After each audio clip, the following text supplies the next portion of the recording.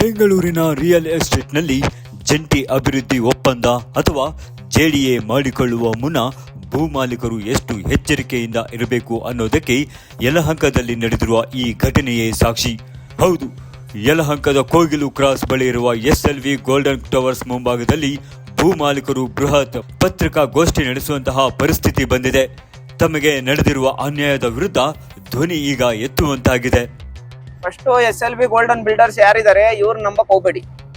ನೀವು ಯಾರ್ಯಾರು ಇಲ್ಲಿ ಬಿಲ್ಡಿಂಗ್ ಕೊಟ್ಟಿದ್ದೀರಾ, ನೀವು ಯಾರ್ಯಾರು ಜಮೀನ್ ಕೊಟ್ಟಿದ್ದೀರಾ, ನೀವು ಯಾರ್ಯಾರು ಇವ್ರ ಹತ್ರ ಅಗ್ರಿಮೆಂಟ್ ಹಾಕೊಂಡಿದ್ದೀರೋ ಪ್ರತಿಯೊಬ್ಬರಿಗೂ ಮೋಸ ಆಗ್ತಿತ್ತು. ಅಷ್ಟಕ್ಕೂ ಆಗಿದ್ದೇನು ಅಂದ್ರೆ ಭೂ ಮಾಲೀಕರ ಪರವಾಗಿ ಮಾತನಾಡಿದ ಎಸ್ ರೇಖಾ ಅವರು ತಮ್ಮ ಅಳಲನ್ನ ತೋಡಿಕೊಂಡಿದ್ದಾರೆ. ಅವರ ಕುಟುಂಬವು ಈ ಅಪಾರ್ಟ್ಮೆಂಟ್ ಅಭಿವೃದ್ಧಿಗಾಗಿ ಅಂದ್ರೆ 5488 ಚದರ ಅಡಿ ಭೂಮಿಯನ್ನ ಈ ಡೆವಲಪರ್ಸ್ಗೆ ನೀಡಿದರು. ಯೋಜನೆ ಆರಂಭಿಸುವಾಗ ಭರವಸೆ ನೀಡಿದ್ದು ಕೇವಲ 4 ವರ್ಷಗಳಲ್ಲಿ ಪ್ರಾಜೆಕ್ಟ್ ಮುಗಿಸಿ ಭೂ ಮಾಲೀಕರ ಪಾಲನ್ನ ಕೈಗೆ ಕೊಡ್ತೇವೆ ಅಂತ. ಆದ್ರೆ ವರ್ಷಗಳು ಉಳಿದ್ರೂ ಇವರಿಗೆ ಸಿಕ್ಕಿದ್ದು ಮಾತ್ರ ನಿರಾಸೆ ಮತ್ತು ಗೊಂದಲಗಳಷ್ಟೇ. ಅಷ್ಟಕ್ಕೂ ಈ ಪ್ರಾಜೆಕ್ಟ್ನಲ್ಲಿ ನಡೆದಿದ್ದಾದ್ರೂ ಏನು? ಭೂ ಮಾಲೀಕರ ಪ್ರಕಾರ ಈ ಯೋಜನೆಯ ಅವಧಿಯಲ್ಲಿ ನಂಬಲಾಗದಷ್ಟು ಬದಲಾವಣೆಗಳನ್ನ ಮಾಡಲಾಗಿದೆ. ಕಟ್ಟಡದ ಪರವಾನಗಿ ಅಂದ್ರೆ ಬಿಲ್ಡಿಂಗ್ ಲೈಸೆನ್ಸ್ ಅನ್ನ ಬರೋಬ್ಬರಿ 2 ಬಾರಿ ಬದಲಾವಣೆ ಮಾಡಲಾಗಿದೆ. ಫ್ಲಾಟ್ ಹಂಚಿಕೆಯಲ್ಲೂ 3 ಬಾರಿ ಬದಲಾವಣೆ ಮಾಡಲಾಗಿದ್ದು UDS ಲೆಕ್ಕಾಚಾರ 3 ಬಾರಿ ಕೂಡ ಬದಲಾಗಿದೆ. ಫ್ಲಾಟ್ ಸಂಖ್ಯೆಗಳನ್ನೇ 2 ಬಾರಿ ಬದಲಾವಣೆ ಆಗಿದೆ ಅಂದ್ರೆ ಇಲ್ಲಿ ಎಷ್ಟು ಮೋಸ ಆಗಿದೆ ಅಂತ ನೀವೇ ಯೋಚಿಸಿ. ಎಲ್ಲಕ್ಕಿಂತ ಮುಖ್ಯವಾಗಿ ಕೇವಲ G+4 ಅಂತ ಆರಂಭವಾದ ಈ ಯೋಜನೆ ಈಗ G+11 ಮಹಡಿಯಾಗಿ ಪರಿಷ್ಕರಣೆಯಾಗಿದೆ. ಆದ್ರೆ ಇಷ್ಟೆಲ್ಲ ಬದಲಾವಣೆಗಳಾದ್ರೂ ಭೂ ಮಾಲೀಕರಿಗೆ ಸಿಗಬೇಕಾದ ಅಂತಿಮ ಪಾಲಿನ ಯಾವುದೇ ಲಿಖಿತ ವಿವರವನ್ನ ಬಿಲ್ಡರ್ ನೀಡಿಲ್ಲ ಅನ್ನೋದು ಇವರ ಗಂಭೀರ ಆರೋಪ. ಸೊ ಇವತ್ತು ಇಲ್ಲಿ ನಿಂತಿದ್ವಿ SLV ಗೋಲ್ಡನ್ ಟವರ್ಸ್ ಅಂತ ಒಂದು ಬಿಲ್ಡಿಂಗ್ ಮುಂದೆ. ಸೊ ನಮ್ಮ ಫ್ಯಾಮಿಲಿ ಅವ್ರು ಬಂದು ಇಲ್ಲಿ ಜೆಡಿ ಕೊಟ್ಟಿದ್ವಿ. ಸೊ ಎಲ್ಲರಿಗೂ ಗೊತ್ತಿದೆ ಜೆಡಿ ಅಂದಾಗ ಒಂದು ಪರ್ಸೆಂಟೇಜ್ಗೋಸ್ಕರ ಕೊಟ್ಟಿರ್ತೀವಿ. 60-40 1% ಕೊಟ್ಟಿದ್ವಿ. ಸೊ ಆಲ್ಮೋಸ್ಟ್ 6 ಇಯರ್ಸ್ ಆಯ್ತು ನಾವು ಕೊಟ್ಟು. 6 ಇಯರ್ಸ್ ಮುಂಚೆ 4 ಇಯರ್ಸ್ ಕಂಪ್ಲೀಟ್ ಆಗುತ್ತೆ ಅಂತ ಹೇಳಿದ್ರು. ಅದಾದ್ಮೇಲೆ ನಾವು ಏನೇ ಇನ್ಫಾರ್ಮೇಶನ್ ಕೇಳಿದ್ರು, ಯಾವುದೇ ಡಾಕ್ಯುಮೆಂಟ್ ಕೇಳಿದ್ರು, ಇಲ್ಲಿವರೆಗೂ ಒಂದು ಡಾಕ್ಯುಮೆಂಟ್ ಅವ್ರು ಕೊಟ್ಟಿಲ್ಲ. ಅವ್ರು ಅದಕ್ಕೆ ಪ್ರೂಫ್ ಕೊಡ್ಬೇಕು ಫಸ್ಟ್ ಕೊಟ್ಟಿದ್ದೀವಿ ಅಂತ.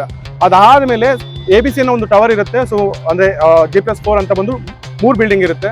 ಸಡನ್ ಆಗಿ ಚೇಂಜ್ ಆಗುತ್ತೆ, ಪ್ಲಾನ್ಸ್ ಎಲ್ಲ ಚೇಂಜ್ ಆಗುತ್ತೆ. ಕೇಳಕ್ ಬಂದಾಗ ನಾವು ಯಾವ ಡಾಕ್ಯುಮೆಂಟೇಶನ್ ಕೊಡಕ್ಕಲ್ಲ, ಬಿಕಾಸ್ ಹತ್ರ ಆಡಿಯೋ ಕೂಡ ಇದೆ. ಯಾವುದೇ ಡಾಕ್ಯುಮೆಂಟೇಶನ್ ನಾವು ಯಾರಿಗೂ ಕೊಡಕ್ಕಾಗಲ್ಲ, ಬಿಕಾಸ್ ಅದು ಮಿಸ್ಲೀಡ್ ಆಗುತ್ತೆ ಹಾಗೆ ಅಂತಾರೆ. ಸರಿ ಆಯ್ತು, ಈಗ ನಾವು ಕೊಟ್ಟಿದೀವಲ್ಲ, ನಮ್ದು ಪ್ರಾಪರ್ ಆಗಿ ನಮ್ದು ಸೇವ್ ಆಗ್ಬೇಕು, ಪ್ರಾಪರ್ ಆಗಿ ಯಾವಾಗ ಕೊಡ್ತೀರಾ ಅಂತ ಹಾಗೆ ಅಂತ ಕೇಳ್ತೀವಿ. ಅದಾದ್ಮೇಲೆ ಸರಿ ಆಯ್ತು ಆಮೇಲೆ ಕೊಡ್ತೀವಿ ಅಂತ ಹೇಳ್ತಾರೆ. ಬಟ್ ಯಾವುದೇ ಒಂದು ಸಪ್ಲಿಮೆಂಟರಿ ಎಕ್ಸಿಕ್ಯೂಟ್ ಆದ್ಮೇಲೆ ಬಿಲ್ಡಿಂಗ್ ಕನ್ಸ್ಟ್ರಕ್ಷನ್ ಸ್ಟಾರ್ಟ್ ಮಾಡ್ತಾರೆ. ಬಟ್ ಇವರು 3 ಸಪ್ಲಿಮೆಂಟ್ ಅಲಾಟ್ಮೆಂಟ್ ಲೆಟರ್ ಚೇಂಜ್ ಮಾಡಿದ್ದಾರೆ 3 ಸಲ. UDS ಅಂತ ಬಂದಾಗಲೂ 416 ಇರುತ್ತೆ, 414 ಆಗುತ್ತೆ, 411 ಆಗುತ್ತೆ. ಅದಕ್ಕೂ ಕ್ಲಾರಿಟಿ ಇಲ್ಲ. ಯಾವ್ದು ಡಾಕ್ಯುಮೆಂಟೇಶನ್ ಕೇಳಕ್ ಬಂದ್ರೆ ನಿಮ್ಗೆ ಅಧಿಕಾರ ಇಲ್ಲ ಅನ್ನೋದು, ಇಲ್ಲ ನನ್ನ ವೈಫ್ ಅಧಿಕಾರ ಇಲ್ಲ ಅನ್ನೋದು, ಅವ್ರ ತಾಯಿ ಬರ್ಲಿ ಅನ್ನೋದು ಮತ್ತೊಬ್ರು. ಬಟ್ ಅವ್ರಿಗೆ ಯಾರಿಗೂ ಓದಕ್ ಬರಲ್ಲ, ಬರೆಯಕ್ಕೂ ಬರಲ್ಲ. ಇವನ್ ಕನ್ನಡ ಗೊತ್ತಿಲ್ಲ, ಅವ್ರಿಗೆ ಓದಕ್ಕೂ ಬರೆಯಕ್ಕೂ ಬರಲ್ಲ. ಸೊ ಹಾಗಿದ್ದಾಗ ಅವ್ರು ಕನ್ಸೆಂಟ್ ಹೆಂಗ್ ತಗೊಂತಾರೆ ಅಂಡ್ ಅದು ಕ್ಲಾರಿಟಿನೇ ಇಲ್ಲ. ಅದನ್ನ ಕೇಳಕ್ ಬಂದಾಗ ರೌಡಿಸಮ್ ಮಾಡ್ತಾರೆ.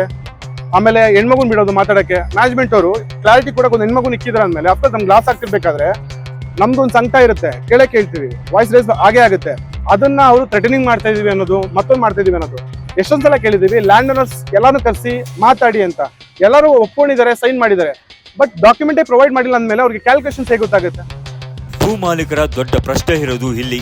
ತಾವು ನೀಡಿದ ಭೂಮಿ 5488 ಚದರ ಅಡಿ, ಆದ್ರೆ ಪ್ರಸ್ತುತ ಅವರ ಹಂಚಿಕೆ ಮಾಡಿರುವುದು ಕೇವಲ 4160 ಚದರ ಅಡಿ ಮಾತ್ರ. ಹಾಗಾದ್ರೆ ಉಳಿದ ವಿಸ್ತರಣ ಎಲ್ಲೂ ಹೋಯ್ತು? 60-40 ಹಂಚಿಕೆಯ ಅನುಪಾತವನ್ನ ಅಂತಿಮವಾಗಿ ಹೇಗೆ ಅನ್ವಯಿಸಲಾಗಿದೆ?